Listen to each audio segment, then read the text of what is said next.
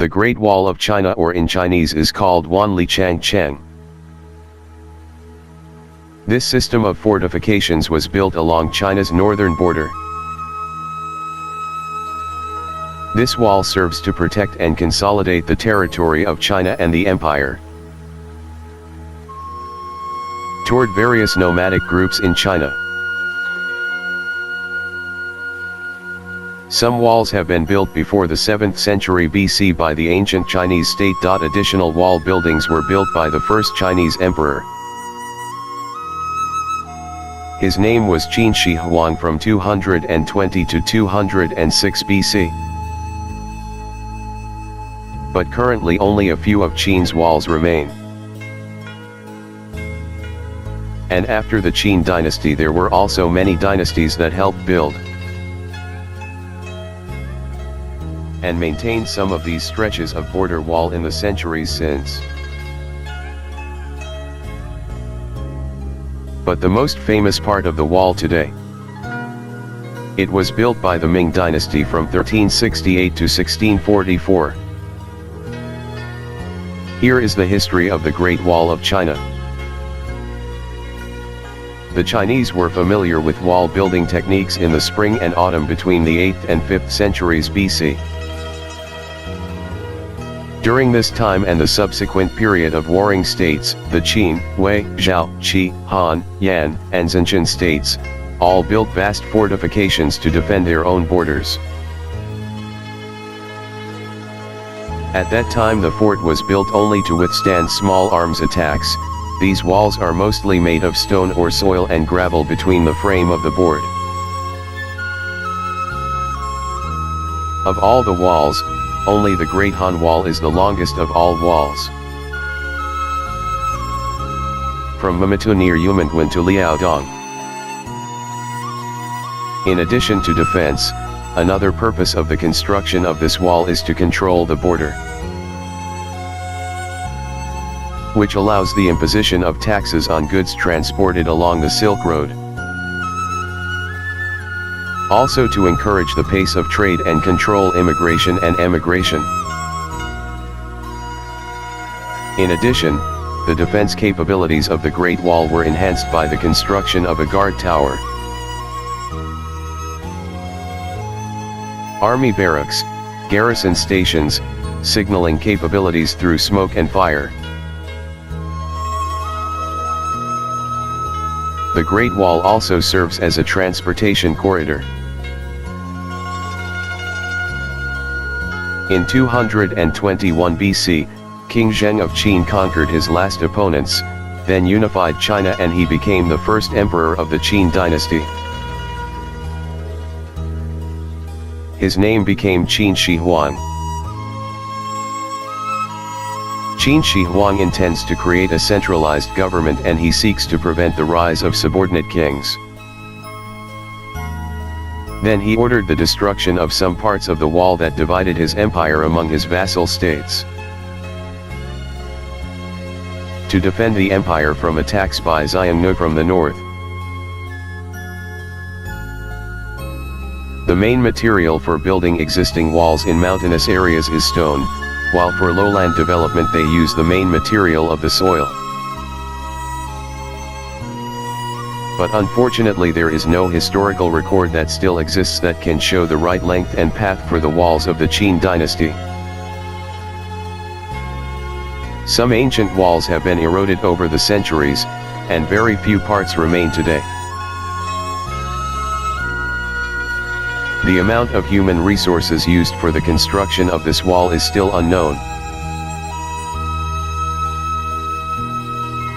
But some writers have estimated that hundreds of thousands or up to 1 million workers died to build the walls of the Qin dynasty.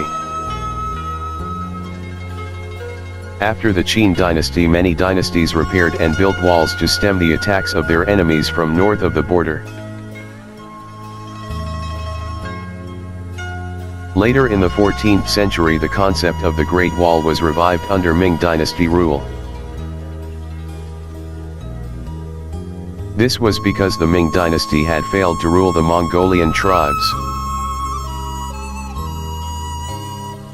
After several consecutive battles, and the conflict on display with them had taken a heavy toll on the empire.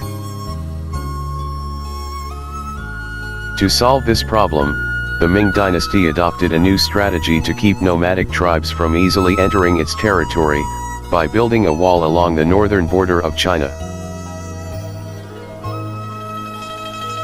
Unlike the previous fortifications, the walls of the Ming dynasty were stronger and more complicated, as the construction used bricks and stones. And along the fort was built about 25,000 watchtowers. As the Mongol attacks continued for many years, the dynasty expended many resources to properly and strengthen the walls. Towards the end of the Ming dynasty, the Great Wall played a role in defending the empire against the Manchu invasion that began around 1600. But the Manchus were finally able to cross the Great Wall in 1644 after Beijing fell to the rebel Li Zicheng. Then the Manchus quickly seized Beijing, and eventually defeated the Shun dynasty founded by the rebels. Then he established Qing dynasty rule over all of China. Under Qing dynasty rule, the border of China extended through the wall and Mongolia became part of imperial territory. So that construction on the Great Wall was halted. A famous traveler from North Africa named Ibn Battuta, reportedly also visited China during the Yuan dynasty in 1346, possibly he had heard about the Great Wall of China, before he arrived there. And he wrote that the wall was a 60-day journey.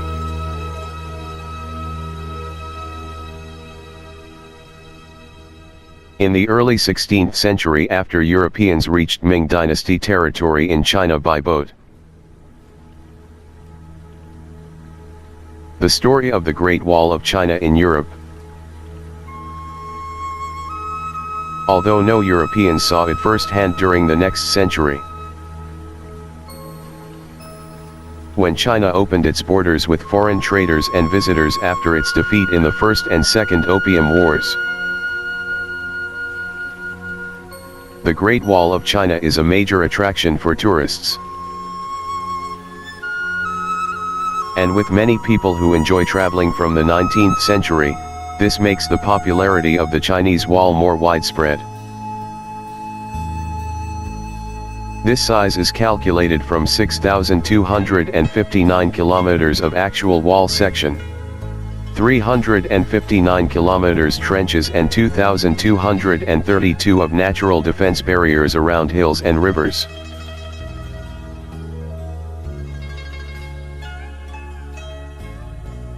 Another archaeological survey found that the entire wall with all its branches was 21,196 kilometers long. Today the Great Wall defense system is generally recognized as one of the most impressive architectural achievements in history. Thanks. Don't forget to share and subscribe to this channel.